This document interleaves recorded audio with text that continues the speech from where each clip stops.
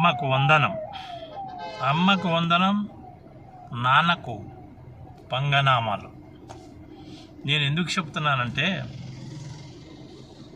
40,65,000 తల్లులుంటే మొదటి సంవత్సరం గోయిందా,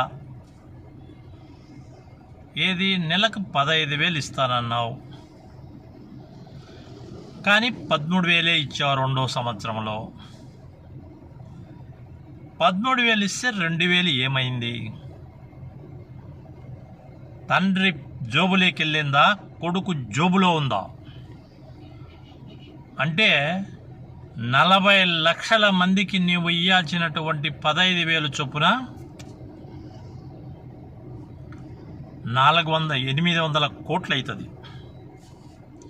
ఈ 800 కోట్లు అబ్బ తిన్నడా, కొడుకు తిన్నడా? చంద్రబాబు గారు ఈ డబ్బులు 800 కోట్లు ఏమైనాయని నేను అడుగుతున్నాను. మీ అబ్బ సొత్తు అని ఏమన్నా నీ జోబులో పెట్టుకున్నావా ఈ 800 కోట్లు?